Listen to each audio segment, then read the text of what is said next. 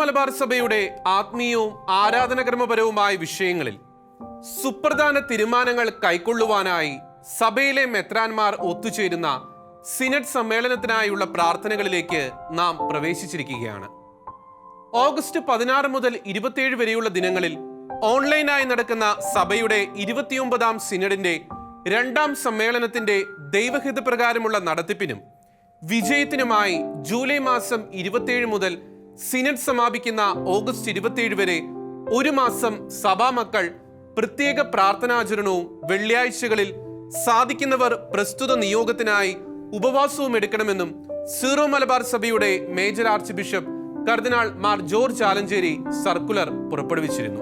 Mar Thomas ശ്ലീഹായിൽ നിന്നും ലഭിച്ച അപ്പസ്തോലിക പാരമ്പര്യം 2 സഹസ്രാബ്ദത്തിലേറെയായി കെടാതെ സൂക്ഷിച്ച സീറോ മലബാർ സഭയുടെ കെട്ടുറപ്പിനായും ഐക്യത്തിനായും ഈ സിനഡ് ദിനങ്ങളിൽ നമുക്ക് കരങ്ങൾ കോർക്കാം. ദൈവരാജ്യ വിസ്തൃതിക്കും ദൈവജനത്തിന്റെ നന്മയ്ക്കും സഭയുടെ പ്രേഷിത ചൈതന്യത്തിന്റെ പരിപോഷണത്തിനായും നമ്മുടെ പിതാക്കന്മാർ പരിശുദ്ധാത്മാവിൽ നിറഞ്ഞ് തീരുമാനങ്ങൾ എടുക്കുവാൻ നമുക്ക് പ്രാർത്ഥനയിൽ ഒരുമിക്കാം. സഭയുടെ ഉത്ഭവം മുതൽ സഭാ നേതാക്കന്മാരുടെ സമ്മേളനങ്ങളിലാണ് സുപ്രധാനങ്ങളായ പല തീരുമാനങ്ങളും പ്രബോധനങ്ങളും കൈക്കൊള്ളുവാൻ ദൈവം ഇടയാക്കിയിട്ടുള്ളത്. 2ാം വത്തിക്കാൻ കൗൺസിലിന്റെ പരിസമാപ്തിയോടനുബന്ധിച്ച് പോൾ 6 പാപ്പയായിരുന്നു ബിഷപ്പുമാരുടെ സിനഡുകൾക്ക് രൂപം നൽകിയത്. പരിശുദ്ധാത്മാവിന്റെ മാർഗനിർദ്ദേശപ്രകാരം ദൈവജനത്തിന്റെ ശബ്ദമാകുന്ന അവിടുത്തെ ഉപകരണങ്ങളാകണം സിനഡുകൾ എന്ന് പോൾ 6 പാപ്പ അന്ന് വ്യക്തമാക്കിയിരുന്നു. വിശുദ്ധ തോമാസ് ശ്ലീഹായുടെ പ്രേഷിത പ്രവർത്തനങ്ങളുടെ ഫലമായി കേരളത്തിൽ രൂപം കൊണ്ട പൗരസ്ത്യ കത്തോലിക്ക സഭയാണ് സീറോ മലബാർ സഭ. തങ്ങളുടെ അജപാലനത്തിന് ബരമേൽപ്പിക്കപ്പെട്ട വിശ്വാസി സമൂഹത്തിന്റെ ഭൗതികവും ആത്മീയവും കൗദാശികവും ആരാധനക്രമപരവുമായ വിവിധ വിഷയങ്ങളിൽ ദൈവഹിതപ്രകാരമുള്ള തീരുമാനങ്ങൾ എടുക്കാൻ ഓഗസ്റ്റ് 16 മുതൽ 27 വരെ തീയതികളിൽ ഓൺലൈനായി സീറോ മലബാർ സഭാ പിതാക്കന്മാർ സിനഡ് സമ്മേളനം നടത്തുകയാണ്. 2021 ജൂലൈ 3 പുറപ്പെടുവിച്ച തിരുവെഴുത്തിലൂടെ എല്ലാ രൂപതകളിലും സമർപ്പിത ഭവനങ്ങളിലും ഒരേ രീതിയിൽ വിശുദ്ധ കുർബാന അർപ്പിക്കണമെന്ന് പരിശുദ്ധ പിതാവ് ഫ്രാൻസിസ് പാപ്പ പ്രത്യേകമായ ആഹ്വാനം നൽകിയിരുന്നു.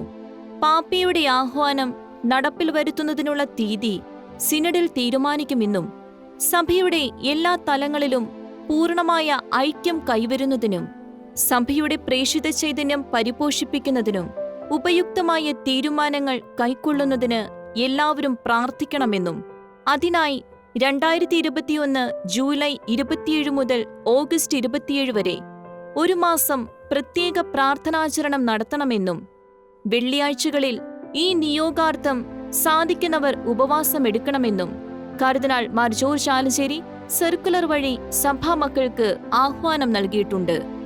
ദൈവഹിതം തിരിച്ചറിഞ്ഞ് മാനുഷിക ചിന്തകളെ അകറ്റി നിർത്തി പരിശുദ്ധാത്മാവിന്റെ ആലോചനകൾ പങ്കുവയ്ക്കുന്ന വേദിയായി സിനഡ് സമ്മേളനം രൂപാന്തരപ്പെടണം.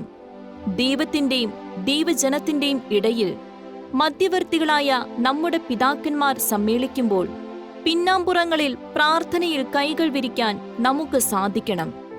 എന്തെന്നാൽ ക്രൈസ്തവ വിശ്വാസത്തിൽ നമുക്ക് ജന്മം തന്നതും പോഷണം നൽകിയതുമെല്ലാം നമ്മുടെ സഭാമാതാവാണ്. സഭയ്ക്കായി പ്രാർത്ഥിക്കാനുള്ള നമ്മുടെ കടമ ഒഴിച്ചുകൂടാനാവാത്തതുമാണ്.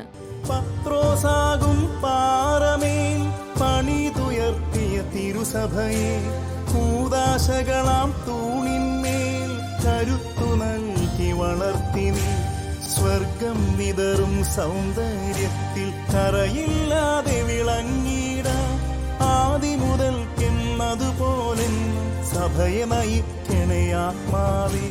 ഓഗസ്റ്റ് 16 മുതൽ 27 വരെ നമ്മുടെ പിതാക്കന്മാർ സഭയുടെ പുരോഗതിക്കായി സമ്മേളിക്കുമ്പോൾ സഭാംഗങ്ങളായ നമുക്കും പ്രാർത്ഥനകളാൽ നമ്മുടെ ആത്മീയ സാന്നിധ്യവും പിന്തുണയും അവർക്ക് നൽകാം.